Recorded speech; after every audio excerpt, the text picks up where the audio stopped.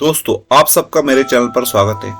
आपने फिल्मों में कैदियों को जबरदस्त प्लानिंग के साथ जेल से भागते हुए जरूर देखा होगा, लेकिन आज मैं आपको एक ऐसे रियल प्रिजन ब्रेक की कहानी सुनाऊंगा जिसने पूरी दुनिया को हैरत में डाल दिया था।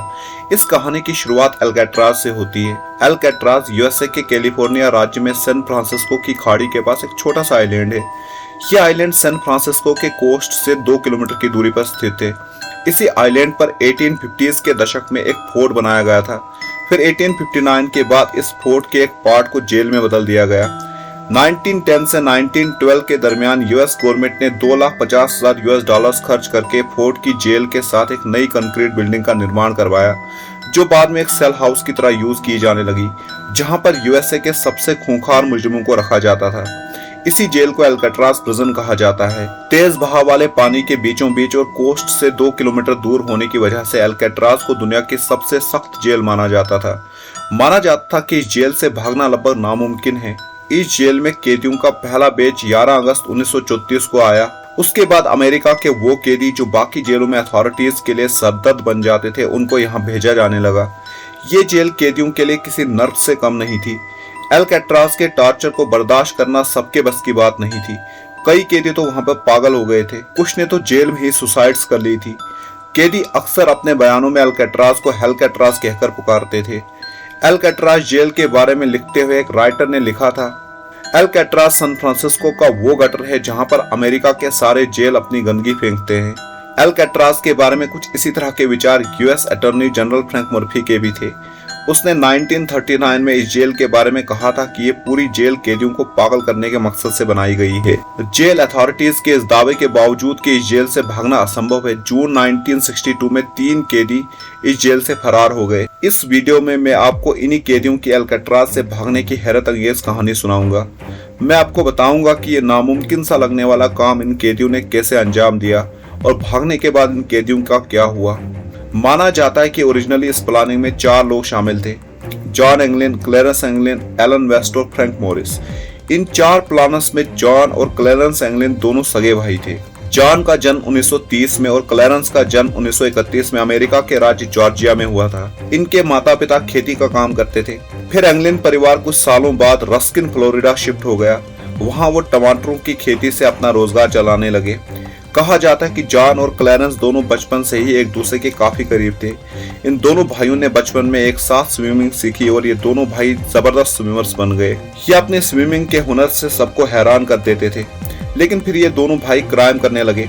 पहले छोटी छोटी चोरियां और फिर बड़ी बड़ी डकैतियां इनका पेशा बन गया। क्लेरेंस एंगलिन पहली बार 14 साल की उम्र में एक सर्विस स्टेशन को लूटते वक्त पकड़ा गया और जेल चला गया। फिर 1950s के दशक में ये दोनों भाई एक टीम के तौर पर काम करने लगे। दोनों भाइयों ने मिलकर कई बैंक्स और दुकानों को लूटा। ये दोनों भाई इस बात का पूरा ख्याल रखते थे कि इनकी लूट के दौरान कोई घायल ना हो। अमूमन ये दोनों भाई रात के वक्त जब बिजनेसेस बंद होते थे तब चोरी करते थे। कहा जाता है कि इन्होंने अपनी चोरियों के दौरान सिर्फ एक बार हथियार का इस्तेमाल किया था और वो भी एक टॉय गन थी। जनवरी 1958 में एंगलिन भाइयों ने बैंक ऑफ कोलंबिया में डाका डाला, लेकिन उनकी किस्मत ने उनका साथ नहीं दिया। कुछ दिनों के बाद ही पुलिस उनको गिरफ्तार कर लेती है। अदालत ने दोनों भाइयों को 35 साल की सजा सुनाई। उनको पहले फ्लोरिडा स्टेट प्रिजन में रखा गया, लेकिन दोनों ने वहां से भागने की कोशिश की। वो पकड़े गए और फिर दोनों भाइयों को अमेरिका के अलग अलग जेलों में रखा गया, लेकिन उनको जिस भी जेल में भेजा जाता वो वहां से भागने की कोशिश करते थे। जेल अथॉरिटीज ने इन्हीं हरकतों से तंग आकर अक्टूबर 1960 में पहले जॉन को अल्काट्राज शिफ्ट किया। फिर अगले ही साल जनवरी 1961 में क्लेरेंस को भी अल्काट्राज भेजा गया। इस प्लान का तीसरा किरदार एलन वेस्ट था। एलन वेस्ट का जन्म मार्च 1929 में न्यूयॉर्क में हुआ था। वेस्ट भी एक पेशेवर मुजरिम था। वेस्ट की ज्यादातर जिंदगी जेलों में ही गुजरी थी। वो कम से कम 20 बार अरेस्ट हुआ था। वेस्ट 1955 में गाड़ी चुराने के इल्जाम में अरेस्ट होता है। वेस्ट को भी पहले फ्लोरिडा स्टेट प्रिजन में ही रखा गया था, लेकिन उसने भी वहां से भागने की कोशिश की, इसलिए अथॉरिटीज ने उसको 1957 में ही अल्काट्राज भेज दिया। इस कहानी का चौथा और आखिरी किरदार फ्रैंक मॉरिस है। माना जाता है कि वो इस प्रिजन एस्केप का असली मास्टरमाइंड था। मॉरिस का जन्म सितंबर 1926 में वाशिंगटन डीसी में हुआ था। मॉरिस महज 11 साल की उम्र में ही अनाथ हो गया। इसके बाद मॉरिस का बचपन बहुत मुश्किल रहा। वो कई अनाथालयों में रहा। फिर मॉरिस की एंट्री क्राइम की दुनिया में हुई। वो चोरियां करने लगा। मॉरिस ने भी जुर्म को अपना पेशा बना लिया। मॉरिस 13 साल की उम्र में पहली बार जेल गया। 20 साल की उम्र तक वो कई बार जेल के चक्कर काट चुका था। वो कभी नशीली चीजें बेचने के जुर्म में तो कभी हथियारबंद लूट के जुर्म में पकड़ा जाता था। मॉरिस भी जवानी का ज्यादातर वक्त जेल में ही बिताता है। हालांकि मॉरिस दिमाग से बहुत तेज था। माना जाता है कि उसके आईक्यू टेस्ट का स्कोर 133 था। इस हाई आईक्यू की वजह से मॉरिस उस वक्त अमेरिका की मोस्ट इंटेलिजेंट पॉपुलेशन में टॉप 2% में आता था। तेज दिमाग होने के बावजूद मॉरिस एक बैंक रॉबरी केस में पकड़ा जाता है और उसको 20 साल की सजा के लिए लुजियाना की स्टेट प्रिजन में भेज दिया गया, लेकिन वो वहां से भाग निकला। फिर एक साल बाद 1960 में उसको एक रॉबरी के दौरान फिर से गिरफ्तार कर लिया गया। इस बार उसे सीधे अल्काट्राज भेजा गया। इस तरह से ये चारों मुजरिम अल्काट्राज पहुंचे। फिर दिसंबर 1961 में इन चारों को अल्काट्राज की जेल में एक दूसरे के साथ वाले कमरे मिले। यहीं से इनकी जेल से भागने की प्लानिंग शुरू होती है। ये पूरा प्लान मॉरिस के दिमाग की उपज थी। इन चारों ने अगले 6 महीने तक बिना किसी भनक के अपने अपने रूम्स में सिंक के नीचे के वेंटिलेशन डक्ट्स को खोद खोद के इतना बड़ा बनाया कि उसमें से वो गुजर कर बाहर निकल सके। इस काम के लिए इन्होंने सॉ ब्लेड्स और मेटल स्पून्स का इस्तेमाल किया जो इन्होंने जेल से चुराए थे। इन्होंने एक जुगाड़ की ड्रिल भी बनाई जो वैक्यूम क्लीनर की बैटरी से चलती थी। इन सब औजारों की मदद से कई महीनों तक खुदाई करते रहे ताकि दीवार से बाहर निकलने का रास्ता बन सके। दीवार की खुदाई को छुपाने के लिए इन्होंने पेंटेड कार्डबोर्ड्स का इस्तेमाल किया जो दीवार जैसे ही पेंट किए गए थे।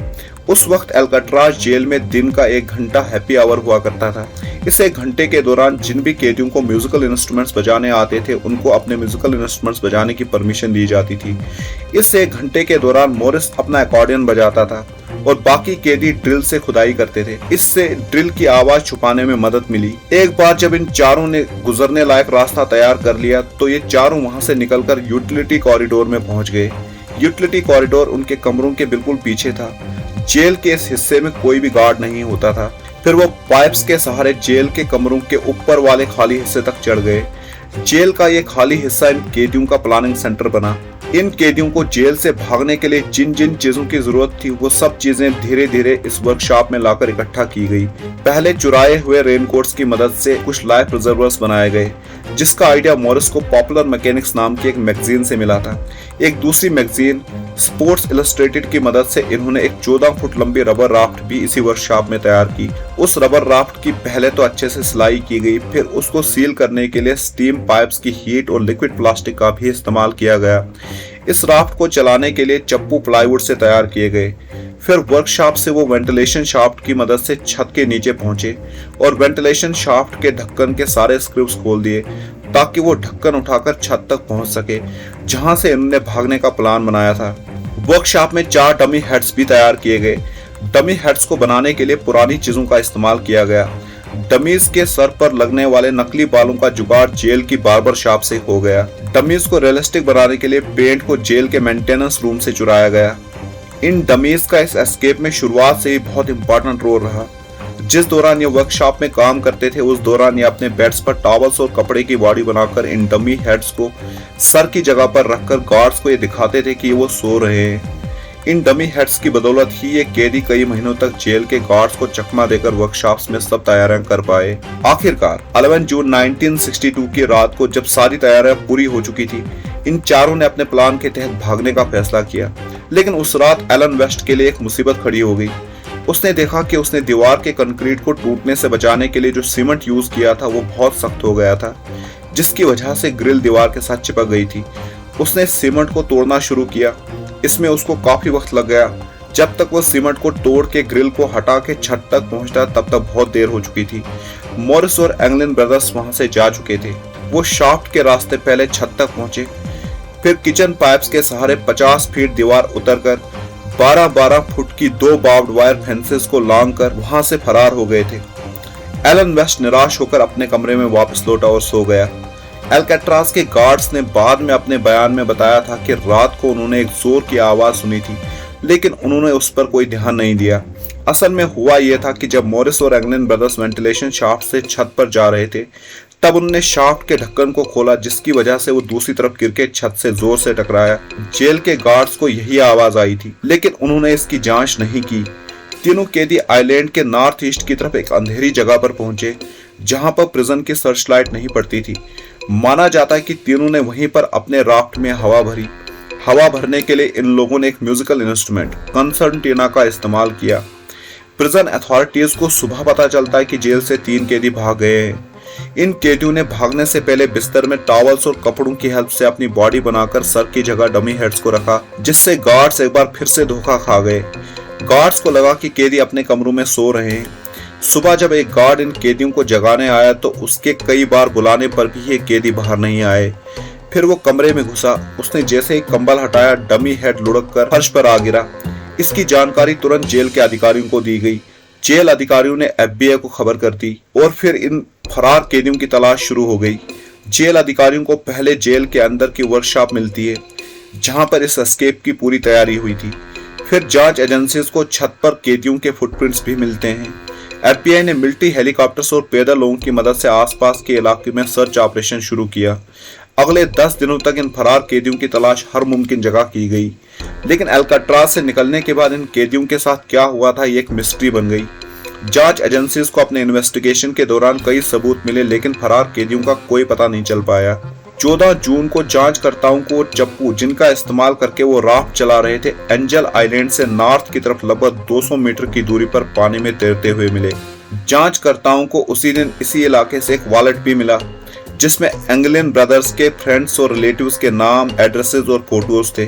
कुछ दिन बाद 21 जून की तारीख को गोल्डन गेट ब्रिज के बीच के पास से जांचकर्ताओं ने इन कैदियों के राफ्ट के कुछ हिस्से भी रिकवर किए। जांच के दौरान एलन वेस्ट से भी पूछताछ की गई। वेस्ट ने जांच एजेंसीज के साथ कोऑपरेट किया। उसने जांच एजेंसीज को पूरे प्लान की जानकारी दी। वेस्ट के मुताबिक उनका पहला प्लान राफ्ट की मदद से सैन फ्रांसिस्को तक पहुंचना था। फिर वहां से उन्होंने गाड़ी चुराकर भागने का प्लान बनाया था। 17 जुलाई को एस्केप के 1 महीने बाद एक शिप के क्रू को इसी इलाके में एक तैरती हुई डेड बॉडी दिखी, लेकिन उन्होंने उस वक्त ना तो उस डेड बॉडी को रिकवर किया और ना ही पुलिस को इसकी जानकारी दी। पुलिस को इसकी जानकारी बाद में अक्टूबर महीने में मिलती है। सैन फ्रांसिस्को पुलिस के अधिकारी हेनरी टर्कल ने यह मानने से मना किया कि ये डेड बॉडी उन फरार कैदियों में से किसी की थी।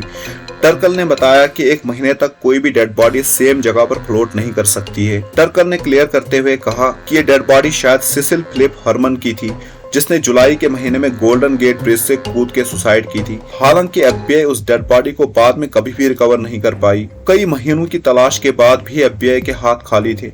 FBI फरार कैदियों के बारे में कुछ भी पता नहीं लगा पाई थी। इन कैदियों के साथ क्या हुआ होगा, इसको लेकर 2 पॉपुलर थ्योरीज चलती है। पहली थ्योरी के मुताबिक ये कैदी कभी किनारे तक पहुंच ही नहीं पाए। माना जाता है कि उस रात भागने की कोशिश में ये तीनों कैदी पानी में डूबकर मर गए थे। FBI की ऑफिशियल पोजीशन भी यही है। FBI मानती है कि कैदियों के लिए एंजल आइलैंड तक पहुंचना थ्योरेटिकली पॉसिबल तो था, लेकिन वहां से जुगाड़ की राफ्ट से तेज बहाव वाली सैन फ्रांसिस्को बे को पार करना बहुत मुश्किल रहा होगा। साथ ही साथ FBI कहती है कि एलन वेस्ट के मुताबिक एक बार जमीन पर पहुंचकर उनका प्लान कुछ कपड़े और एक गाड़ी चुराकर भागने का था, लेकिन उस रात जब ये कैदी भागे थे, आसपास के किसी भी इलाके से किसी भी गाड़ी के चोरी होने की कोई भी खबर नहीं मिली थी। FBI के मुताबिक एंगलिन ब्रदर्स का पानी से मिलने वाला वॉलेट, गोल्डन गेट ब्रिज के पास से राफ्ट के टुकड़ों का मिलना और पानी में तैरते चप्पुओं की रिकवरी ये इशारा करते हैं कि ये तीनों फरार कैदी शायद जमीन तक पहुंच ही नहीं पाए होंगे। तीनों कैदी उस रात पानी में डूबकर मर गए होंगे।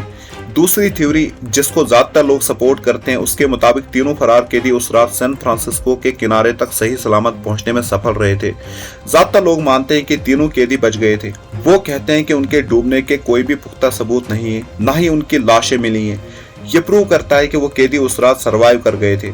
इस थ्योरी के सपोर्टर्स इस बात पर भी जोर देते हैं कि एंगलिन ब्रदर्स, जो कि बहुत अच्छे तैराक थे, उनके डूबने के चांसेस बहुत कम हैं। और तो और इस एस्केप के बाद कई लोगों ने दावा किया कि उन्होंने इन फरार कैदियों को अलग अलग जगहों पर देखा है, जिसकी वजह से इस दूसरी थ्योरी को और भी सपोर्ट मिली।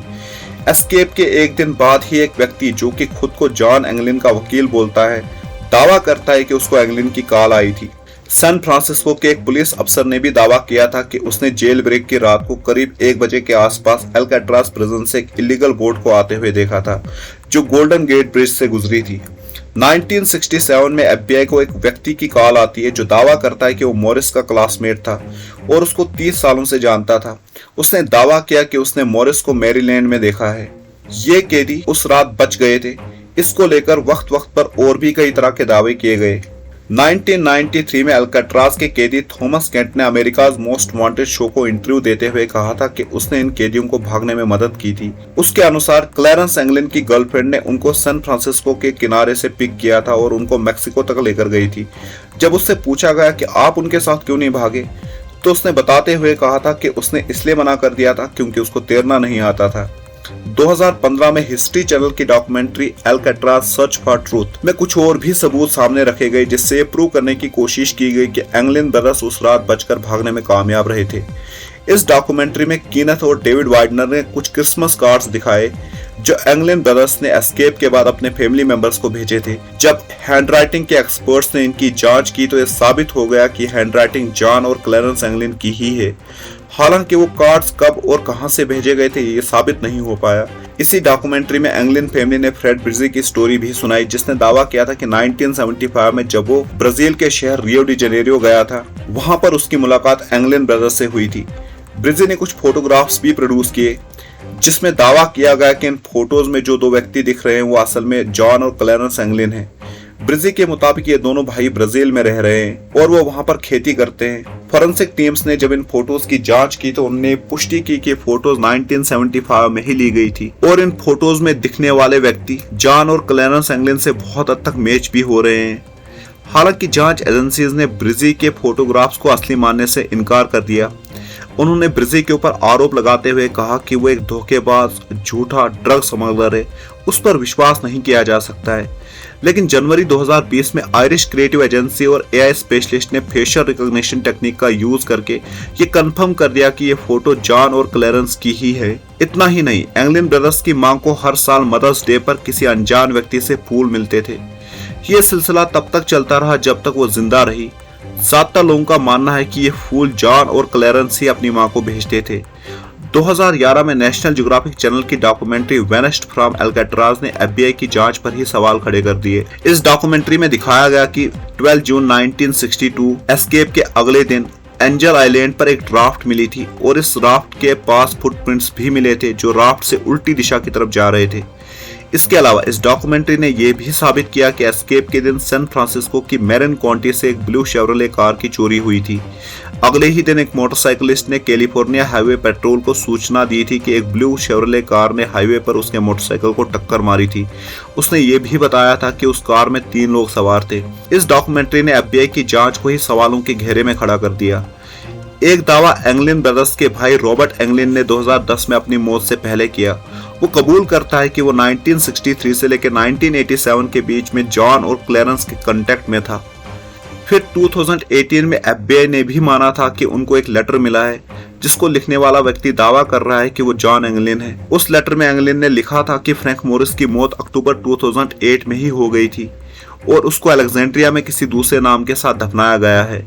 लेटर में यह भी दावा किया गया कि क्लैरेंस एंगलिन भी 2011 में मर चुका है। जॉन ने लेटर लिखने का मकसद बताते हुए लिखा था कि वो यूएस गवर्नमेंट से सरेंडर की शर्तों पर बात करना चाहता था ताकि वो अमेरिका वापस लौटकर अपने कैंसर का इलाज करवा सके। हालांकि एफबीआई इस लेटर की ऑथेंटिसिटी को लेकर डाउटफुल है। एफबीआई ने इस केस की फाइल को 1979 में 17 सालों की इन्वेस्टिगेशन के बाद बंद कर दिया और ये केस यूएस मार्शल्स को सौंप दिया। Deputy US marshal Michael Dye के अनुसार इस केस में वारंट अभी भी एक्टिव है और उसने बताया कि वो अभी भी कैदियों की तलाश कर रहे हैं। ये वारंट तब एक्सपायर होगा जब सभी मिसिंग पर्सन्स की उम्र 100 साल की हो जाएगी, मतलब कि ये वारंट अभी 2030 तक वैलिड रहेगा। दोस्तों, ये केस आज तक एक अनसॉल्व्ड मिस्ट्री बना हुआ है। क्या ये कैदी उस रात सच में डूब के मर गए थे? अगर नहीं तो क्या वो आज भी जिंदा है? अगर हाँ तो फिर वो है कहाँ? क्या ब्राजील में जो फ्रेड ब्रिजी को 2 व्यक्ति मिले थे वो सच में एंगलिन ब्रदर्स ही थे? ये कुछ ऐसे सवाल हैं जिनके जवाब आज तक कोई नहीं दे पाया है। मैं उम्मीद करता हूं कि भविष्य में हम सबको इनके जवाब जरूर मिलेंगे। दोस्तों, आज की वीडियो में इतना ही। मिलते हैं नेक्स्ट वीडियो में किसी और रोमांचक कहानी के साथ। Thank you.